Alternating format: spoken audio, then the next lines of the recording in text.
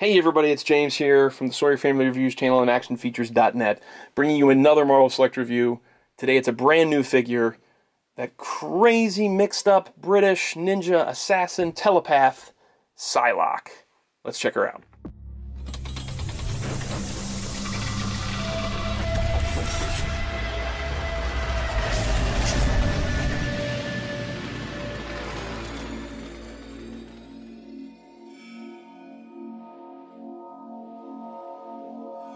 Okay, as always, let's take a look at Psylocke in the package first before we take a look at the figure and the accessories and all that jazz. Okay, Marvel Select packaging. You either love it or you hate it. I love it. It's the same style of packaging across multiple lines, multiple figures. It's stayed consistent for the past however many years. They've been doing this, 10 plus years, where it's a large bubble area to contain the figure and any kind of large accessories or diorama pieces inside. The character's name here, printed background that has like comic panels and stuff. So we see an image from X-Men issue 6 right here, which we'll get into later.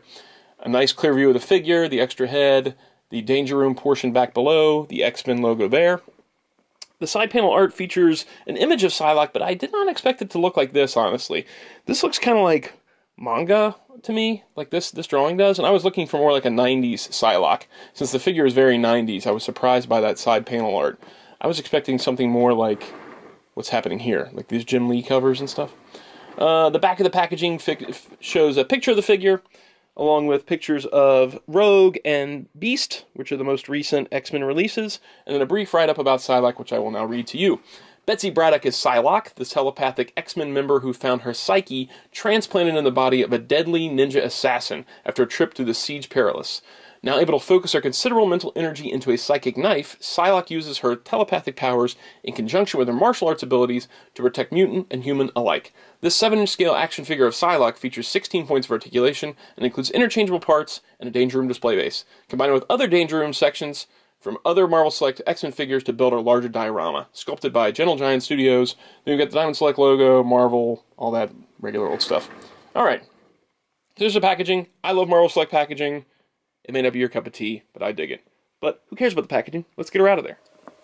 Before we get into the figure, let's take a look at this base. So she comes with a Danger Room base, just like the other X-Men characters, but this one's different. This is the first time we've gotten a base like this, where it's just a floor panel and then an accessory. Usually we get a floor panel and then 2 walls, but this time around it's just a floor panel.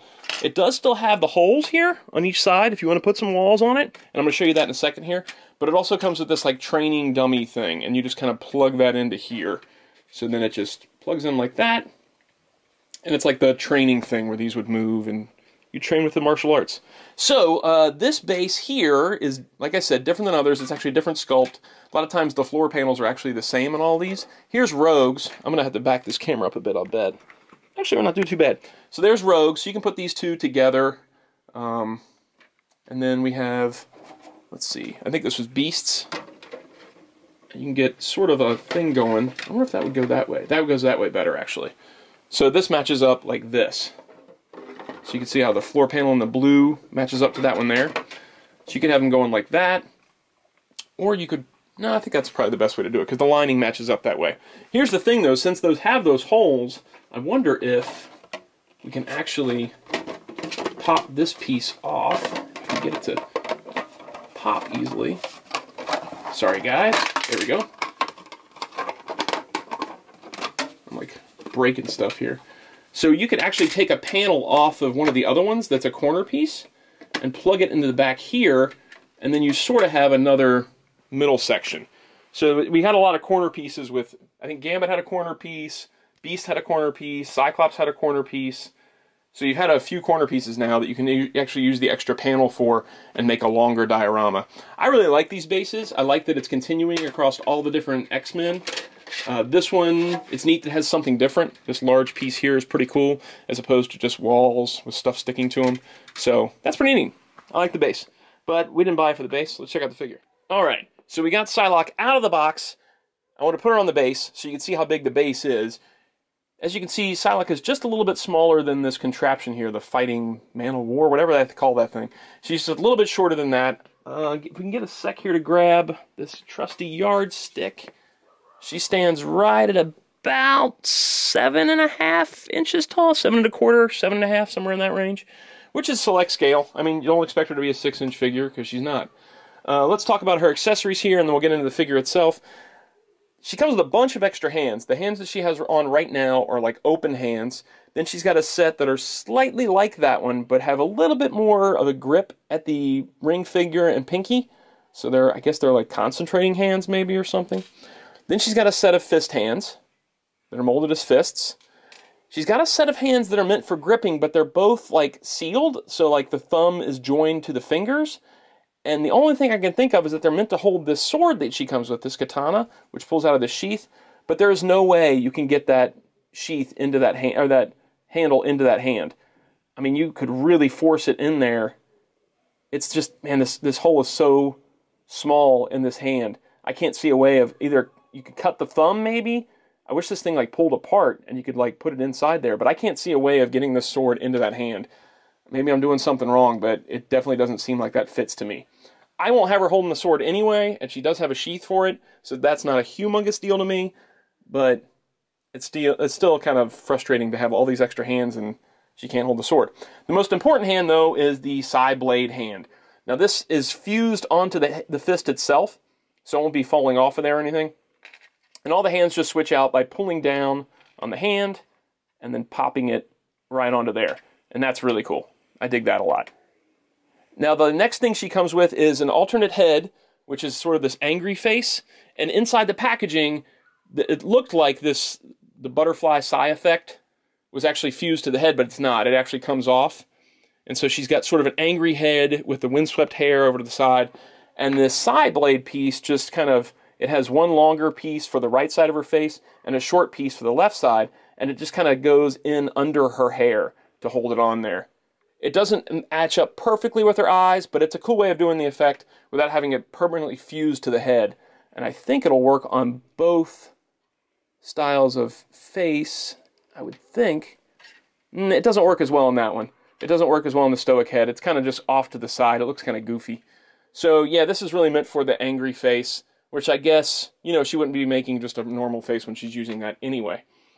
All right, I want to move this out of the way for a second here.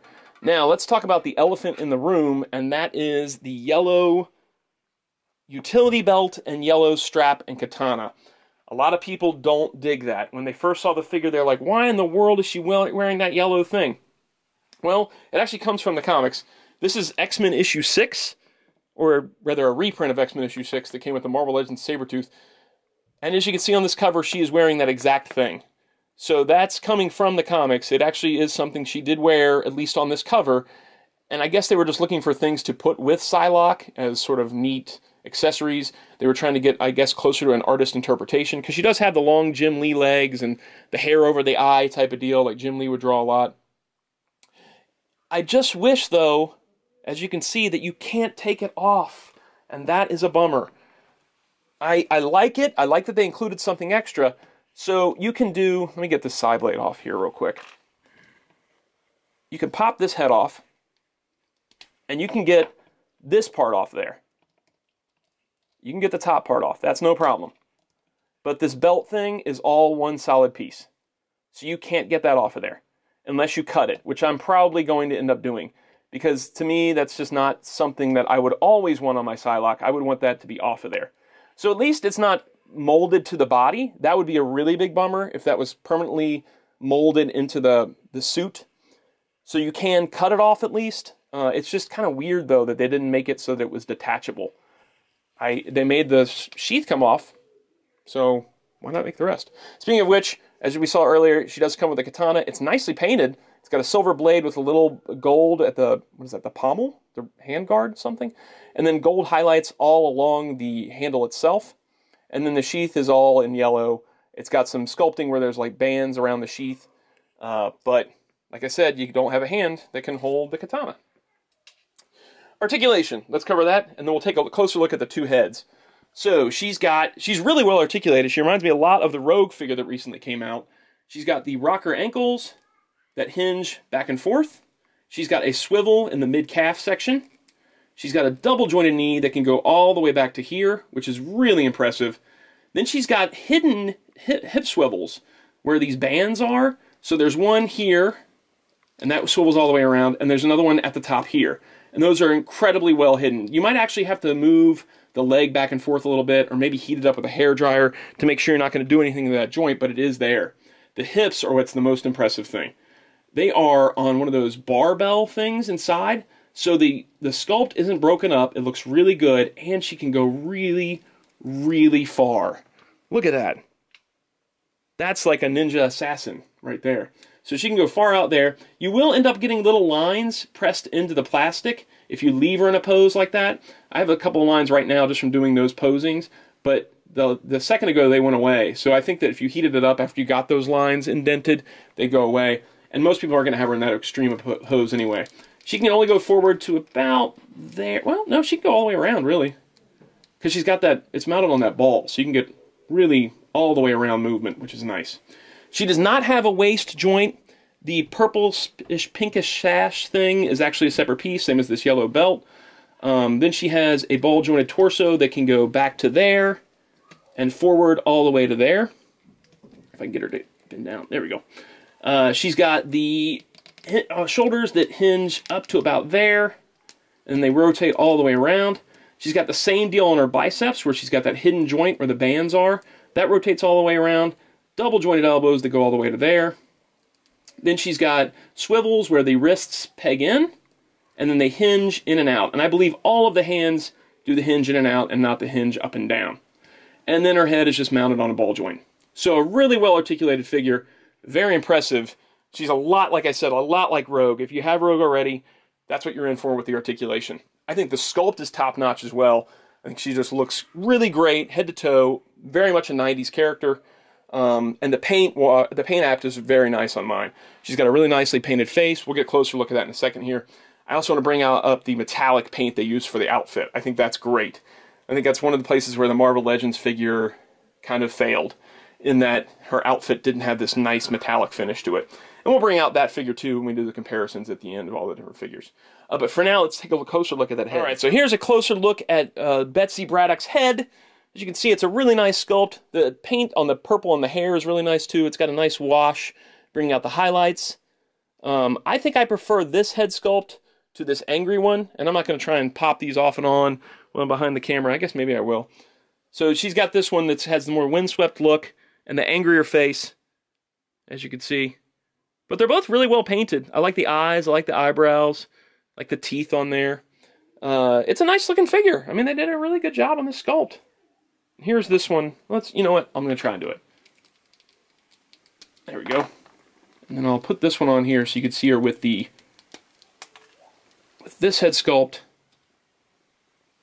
Stand up. Don't fall on me. Don't do that. So far, she's done a really good job of standing. That's pretty cool, too. This would be great for action poses. And then this piece just kind of plugs on there, as you can see. Man, that's cool. All right, let's compare her to a few other figures. Okay, first off, let's take a look at her next to some other Marvel Select releases of the X-Men. Here is Gambit. And since I've been talking about her so much, here's Rogue next to her. I think those look great together. The height difference is slightly...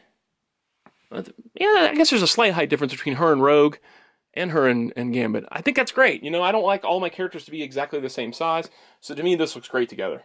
And I hope that more and more X-Men females come out and they're doing this good of a job doing the articulation and the sculpt, because man, these both are top notch.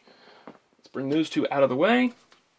Here she is next to Beast, one of the more recent X-Men releases.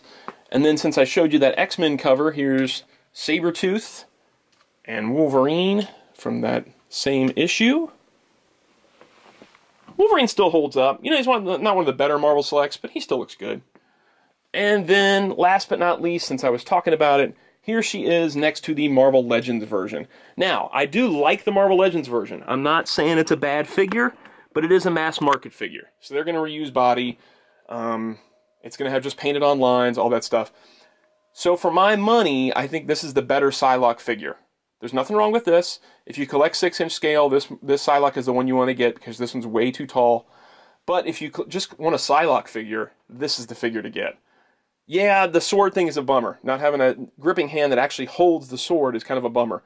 But the psychic knife, the two different heads, the danger room base, the articulation, the paint job, just adds up to being the superior product of the two. I am probably going to cut this yellow belt off, like I said before. It's kind of an unnecessary attachment, and I'm almost tempted to do it in this video, just kind of pull it off of there just so you can see it. But you know what? I'm just going to do it. I'm just going to do it. I'm just going to cut it off of here. I'm going to have you guys watch me cut it off of here.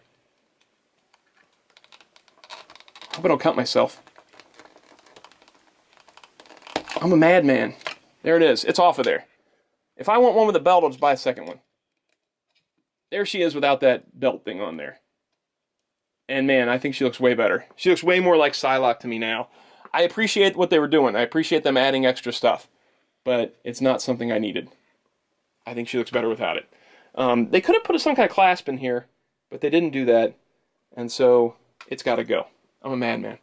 Okay, this figure retails, I think Diamond Selects are now up to 30. I think the suggested retail price on them is 30 now.